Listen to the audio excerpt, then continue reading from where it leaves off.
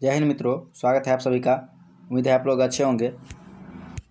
तो आज हम देखने वाले हैं कंकाल तंत्र से संबंधित प्रश्न। और इससे पहले का वीडियो आप नहीं देखे हैं तो 2 वीडियो डाला जा चुका है, तो आप प्लेलिस्ट बना हुआ है, जाके वहां से देख सकते हैं। चैनल पर नया है तो चैनल को सब्सक्राइब कर लीजिए, बेल आइकन को दबा दीजिए ताकि आने वाले वीडियो का नोटिफिकेशन आपको समय पर मिलता रहे। तो चलिए शुरू करते हैं। कंकाल शरीर की आंतरिक अंगों की रक्षा करता है तथा जंतुओं को चलने फिरने में सहायक करता है। ठीक है, कंकाल शरीर की आंतरिक अंगों की रक्षा करता है तथा जंतुओं को चलने फिरने में सहायता करता है। कंकाल को 2 भागों में बांटा गया है, एक बाह्य कंकाल और एक आंतरिक कंकाल। ठीक है, तो बाह्य कंकाल को देखते हैं।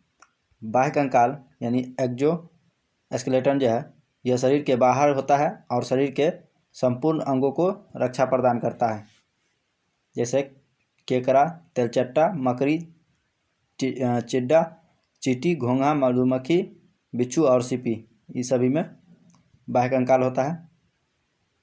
रिमार्क, कछुआ में आंतरिक तथा बाह्य दोनों कंकाल पाया जाता है। ठीक है, इसके हाथ, पाँव, सिर में आंतरिक कंकाल होता है तथा शेष शरीर जो है बाह्य कंकाल होता है। आंतरिक कंकाल, यह शरीर के अंदर मांसपेशियों के नीचे होता है। यह शरीर के आंतरिक अंगों को रक्षा प्रदान करता है, जैसे कुत्ता, बिल्ली, मानव, सांप। कंकाल तंत्र अस्थि तथा उपास्थि से मिलकर बनता है। उपास्थि यानी कार्टिलेज, यह मुलायम होता है क्योंकि इसमें केवल कैल्शियम फॉस्फेट यानी कैल्शियम फॉस्फेट का फार्मूला भी याद रखिएगा, Ca3PO4 का होल ट्वाइस पाया जाता है। क्या है, कार्टिलेज में है कैल्शियम फॉस्फेट पाया जाता है। इसमें कैल्शियम कार्बोनेट नहीं पाया जाता है।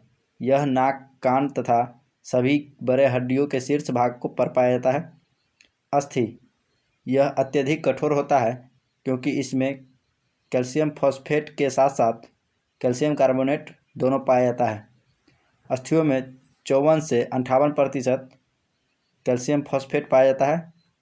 अस्थियों में रक्त नलिकाएं और तंत्रिका तंत्र पाए जाते हैं। अस्थियों में 50% जल और 50% कार्बनिक पदार्थ पाए जाते हैं। उपास्थियों में तंत्रिका तंत्र और रक्त नलिका नहीं होता है, लेकिन भोजन और ऑक्सीजन की आपूर्ति लसिका के द्वारा होती है। मानव शरीर में उपास्थियों के पिन्ना नाक की हड्डियों, श्वास नली के बीच में एवं हड्डियों के संधि स्थल पर पाए जाते हैं। अस्थि में ओसिन प्रोटीन पाया जाता है, जबकि उपास्थि में कॉन्ड्रिन प्रोटीन पाया जाता है। 30 वर्ष की अवस्था में हड्डियों का घनत्व अधिक होता है। जन्म के समय हड्डियों की संख्या 270 से 310 के बीच होती है, अर्थात जन्म के समय औसत हड्डियों की संख्या 300 होती है। बाल्यावस्था में हड्डियों की संख्या 208 होती है। ठीक है, बाल्यावस्था में हड्डियों की संख्या कितना होता है, तो 208 होता है।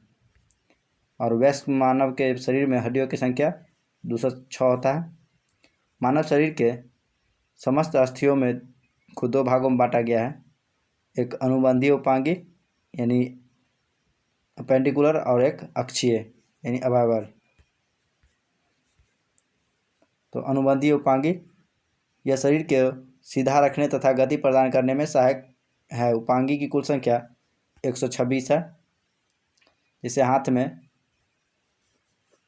प्रत्येक हाथ में 30-30 होता है, यानी 30 दोनों साइड हो जाता है। इसमें ह्यूमरस 1 है, रेडियस 1 है, अल्ना 1 है, कार्पसल्स यानी कलाई का हड्डी है, ये 8 गो है, मेटाकार्पसल्स हथेली का हड्डी है 5 गो है, और फ्लेंजिज जो कि उंगली का हड्डी है, ये टोटल 14 गो है। तो इस को याद रखिएगा। पैर में इसमें भी 30-30 है, यानी 30 दोनों 60 हो जाएगा। फिया यानी उरु अस्थि 1 है, पटेला 1 है, टिबिया 1 है, फिबुला 1 है, टार्सल्स यानी टखना ये 7 गो है, और फ्लेंजिज उंगली की हड्डी है, ये 14 गो है। और पेल्विक श्रेणी का मंझला 2 है, कैल्विक जो कि हंसली है, ये भी 2 गो है, और कैपुला अंश मेखना ये भी 2 है। सभी हड्डियों का नाम याद रखिएगा। अक्षीय, ये शरीर के बीचों बीच में होती है। यह शरीर के अंदर कोमल अंगों की रक्षा करता है। अक्षीय की कुल संख्या जो है 80 होता है। कशेरुकदंड या मेरुदंड यह 26 गो होता है, प्रारंभ में 33 गो। ठीक है। रिब्स की पसली में 24 होता है, यानी 12 जोड़ा में भी ऑप्शन रहता है तो 12 जोड़ा हो जाएगा। अस्टर्नम एक होता है जो रिब्स को आपस में जोड़ती है। सिर में टोटल 29 होता है। ये सबसे ज़्यादा क्वेश्चन पूछा जाता है तो इसको भी याद रखिएगा। और इस डाटा को भी समझते हैं। हेड में जो है, सिर में टोटल कितना हड्डी होता है, तो ऐसे 29 गो होता है, जिसमें 6 गो कान में, 1 हाइड बोन और 22 गो खोपड़ी में। ठीक है। खोपड़ी में जो है 22 गो में 14 गो फेस में है, 8 गो कपाल यानी क्रेनियम में। हड्डी के बारे में विविध, तो गर्दन में हड्डियों की संख्या 7 होती है। कान में हड्डियों की संख्या 3 दोनों में यानी 6 होता है, जिसमें कान की हड्डी है MIS, या उल्टा याद रख सकते हैं SIM, SIM सिम। ठीक है। तो मेलियस, इनकस, स्टेपस। शरीर की सबसे छोटी हड्डी स्टेपस है। सबसे बड़ी हड्डी फीमर है जो कि जांघ का है। सबसे कमज़ोर हड्डी केल्विक यानी कॉलर या हंसली को होती है। सबसे मजबूत हड्डी जबड़े की हड्डी होती है। सबसे चमकीला हड्डी टिबिया होती है। पैर की हड्डी खोखली होती है। पटेला सिस्मॉइड बोन का बना होता है। जब हम बैठते हैं तो ईसीएम नामक हड्डी पर जोर पड़ता है, जो पेल्विक का एक भाग है। जहाँ मांसपेशियों तथा अस्थियाँ मिलती हैं उसे टेंडन कहते हैं। जहाँ अस्थि दूसरे अस्थि से मिलती है उसे लिगामेंट कहते हैं। अस्थियों को जोड़ के पास साइनोवियल नामक द्रव पाया जाता है जो हड्डियों को मुड़ने में मदद करता है। और इसकी द्रव की कमी से गठिया नामक रोग हो जाता है। खोपड़ी में पीछे की ओर एक खाली खोखला जगह होता है जिसे फोरिमन मैग्नन कहते हैं। अस्थिमज्जा यानी बोन मैरो, अस्थियों के बीच जालीनुमा आकृति को अस्थिमज्जा कहते हैं। अस्थिमज्जा में RBC का निर्माण होता है। संधि यानी ज्वाइंट्स, कंकाल का वह स्थान जहां अस्थियां मिलकर हिल डुल सकती है संधि कहलाती है। संधि वाले स्थान पर एक गुहा यानी खाली जगह पाया जाता है जिसे साइनोवियल गुहा कहते हैं। अब है अचल संधि। इस संधि को फिक्स्ड या फेब्रस रेशेदार संधि भी कहते हैं। यह थोड़ा भी गति नहीं करता। यह खोपड़ी तथा दांत में पाया जाता है।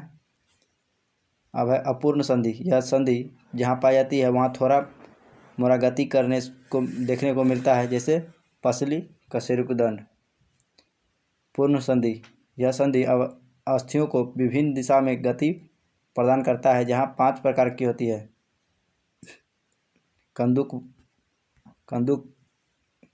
कंदुकखल की यानी बॉल एंड सॉकेट। इस प्रकार के संधि में एक गुहा खाली स्थान होता है तथा जो हड्डी इससे जुड़ती है उसका ऊपरी भाग गोल होता है। यह सभी दिशाओं में घूम सकती है, जैसे pelvic plus femur, scapula plus humerus. Hinge joint यानी कब्जा संधि। यह संधि केवल एक ही ओर गति करने की अनुमति देता है, जैसे केहनी और घुटना की हड्डी। घूटी संधि, इसका आकार खूंटी के समान होता है। यह एक दूसरे के ऊपर रखी हुई हो रहती है, जैसे कशेरुकदंड का ऊपरी भाग तथा निचला भाग।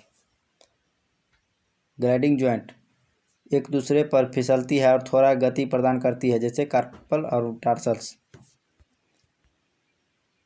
सैडल जॉइंट्स, यह बॉल एंड सॉकेट जॉइंट्स के ही समान होता है, किंतु यह निश्चित सीमा के अंदर ही सभी दिशा में गति करता है, जैसे अंगूठा। ठीक है। चलिए हड्डी संबंधित सभी जानकारी पूछ लिया। इसमें जितना भी दिया हुआ है कुछ ही नहीं पूछा गया, बाकी सभी पूछा गया है। ठीक है। तो इसे याद रखिएगा। वीडियो कैसा लगा कमेंट में ज़रूर बताइएगा।